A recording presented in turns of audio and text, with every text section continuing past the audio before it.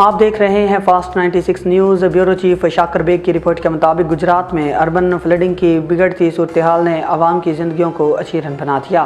4 دن سے شہر پانی میں ڈوبا ہوا ہے، نظام زندگی مفلوج ہو چکا اور شہری گھروں میں قید ہو کر رہ گئے۔ گلیاں ندی نالوں کا منظر پیش کر رہی ہیں اور کاروبار زندگی مکمل طور پر رک چکا ہے۔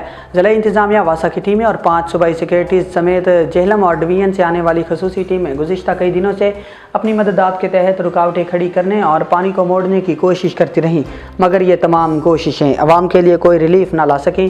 بالآخر عوام کی دعاؤں کا سہارا بن کر پاک فوج نے کنٹرول سنبھال لیا۔